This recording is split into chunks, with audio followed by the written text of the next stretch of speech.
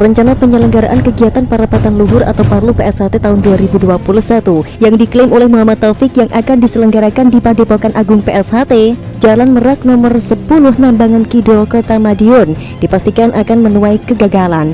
Itu terlihat dari hasil rapat koordinasi Wali Kota Madiun, Forpimda Kota Madiun, jajaran OPD dan stakeholder terkait memutuskan tidak diizinkan. Keputusan tersebut diambil melalui rapat koordinasi lintas sektor yang bertempat di gedung GCIO Diskominfo Kota Madiun, Jalan Perintis Kemerdekaan nomor 32, Kelurahan Kartoharjo, Kecamatan Kartoharjo, Kota Madiun, Senin 11 Oktober 2021.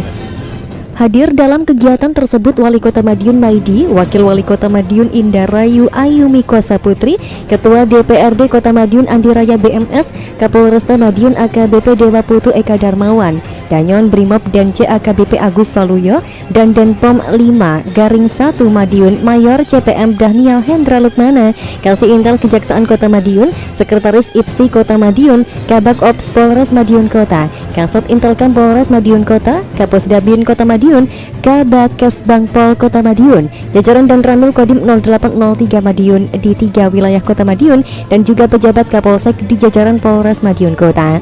Dalam sambutannya, Wali Kota Madiun Maidi menyampaikan bahwa pemerintah Kota Madiun telah menerima surat bernomor 22/SU/9/2021 mengenai permohonan penyelenggaraan turnamen kejuaraan dunia Piala Imam Kusupanyat yang direncanakan akan dilaksanakan pada tanggal 28 sampai dengan 30 Oktober 2021 dan juga akan kegiatan Parapatan Luhur atau Parlu PSHT tahun 2021. Menyikapi hal tersebut, kata Maidi, demi terciptanya kondusivitas Kota Madiun tidak mengizinkan, sebab untuk Kota Madiun masih dilaksanakan prokes COVID-19 yang ketat, walaupun saat sekarang Kota Madiun mengalami penurunan kasus. Indikator dari penurunan kasus dapat dilihat dari data BOR di 8 rumah sakit wilayah Kota Madiun yang mengalami penurunan drastis. Kita tidak boleh abai dan harus tetap waspada akan hal tersebut. Kota Madiun harus tetap menjaga tren penurunan kasus ini dengan tetap menjaga akan aktivitas di wilayah dengan tetap terukur. Terukur dalam artian ditiadakannya aktivitas maupun event yang berpotensi menimbulkan kerumunan masyarakat.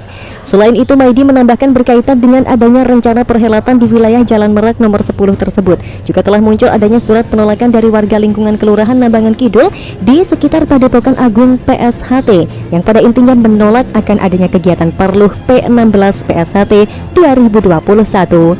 Pada kesempatan itu, Maidi juga mengatakan bahwa beredarnya berita-berita yang menyebar di media sosial atau medsos yang menyatakan Parluh P16 mendapatkan izin dari pihak Forkopimda Kota Madiun itu dinyatakan berita tidak benar alias hoax.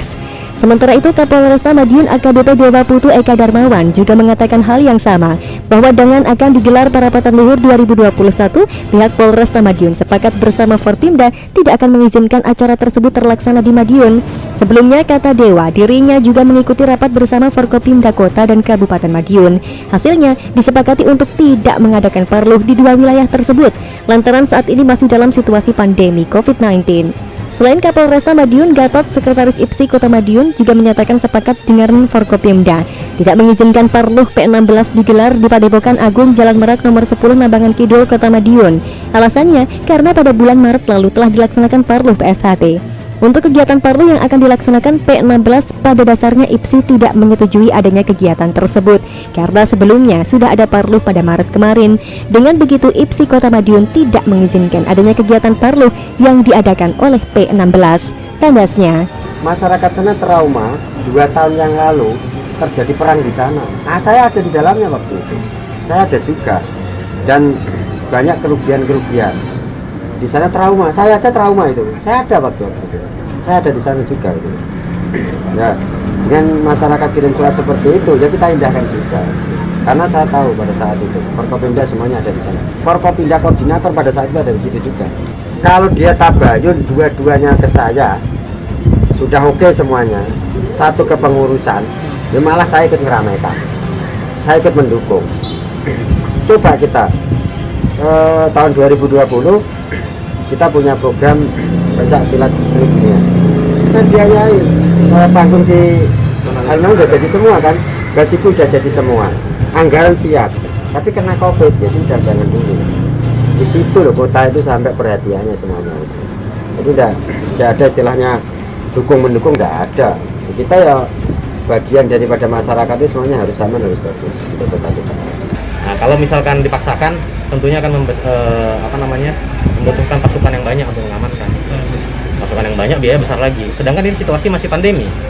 Kita tidak mungkin hanya memikirkan satu yang bermasalah besar, tapi tidak harus kita harus memprediksi kejadian-kejadian ikutannya. Dampak-dampaknya nanti itu yang harus kita pertimbangkan. Tapi nanti sepakatnya nanti Pak Wali yang harus menyampaikan. Namun kami sudah menyarankan untuk sementara belum bisa di Kota Madiun dan kabupaten. Karena sebelumnya kami sudah melaksanakan rapat dengan Forpimda Kota dan Kabupaten. Polri tidak akan pernah mengeluarkan izin rekomendasi selama dari pemerintah atau dari perintah Mabes belum ada perintah boleh melakukan perizinan kegiatan. Untuk kegiatan Parlo yang akan dilaksanakan oleh P16, pada dasarnya IPSI tidak menyetujui dengan adanya kegiatan tersebut karena sebelumnya sudah ada Parlo pada bulan Maret kemarin dan IPSI tidak pernah ada tembusan dengan adanya kegiatan tersebut.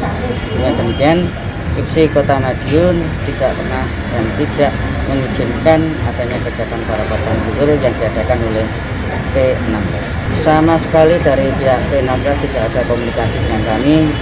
Sampai sekarang pun juga belum, baik surat maupun secara lisan juga belum.